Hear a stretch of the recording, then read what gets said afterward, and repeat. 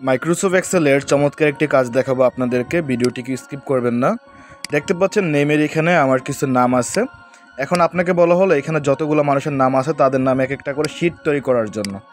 তা আপনি যেটা করবেন ম্যানুয়ালি, হয়তো বা আপনি যেটা করতে পারেন এই প্লাসে ক্লিক করলেন, তারপর রাইট বাটন ক্লিক করে এখান থেকে রিনেমে ক্লিক করে, যেহেতু আমার রহিম ছিল আপনি রহিম লিখলেন, আমি রহিম লিখলাম, তারপর শিট 1-এ গেলাম। এইভাবে যদি প্রত্যেকটা ব্যক্তিদের নামে এক একটা করে প্লাসে ক্লিক করে রিনেম করে আপনি তৈরি করেন তাহলে তো অনেক সময় লাগবে, তাই না? এটাকে ডিলিট করে দিলাম। এখন আমরা একটি ক্লিকের মাধ্যমে আমাদের যতগুলো নাম আছে সবগুলো নামের একটা শিট তৈরি করে ফেলবো। প্রত্যেকটা নামের আলাদা আলাদা শিট হবে। তার জন্য সবগুলো নামকে সিলেক্ট করতে হবে, উপর থেকে নিচ পর্যন্ত সবগুলো নামকে সিলেক্ট করলাম।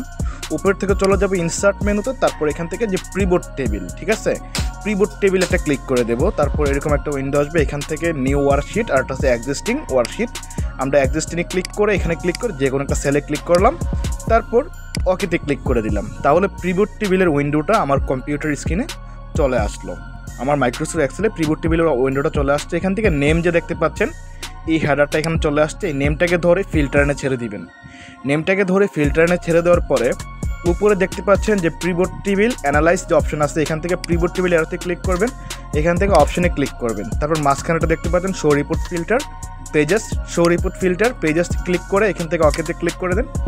দেখেন প্রত্যেকটা মানুষের নামে আলাদা আলাদা আলাদা আলাদা আমার শিট তৈরি হয়ে গেছে।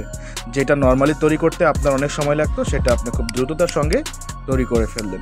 এরকম অনেক ইম্পর্টেন্ট ভিডিও আমার ইউটিউব চ্যানেলে দেওয়া আছে। যদি ভিডিওটি আপনাদের দেখতে ইচ্ছে করে অবশ্যই আমার চ্যানেলটিকে ভিজিট করে দিবেন। সবাই ভালো থাকবেন সেই কামনা করে শেষ করতেছি। আল্লাহ হাফিজ।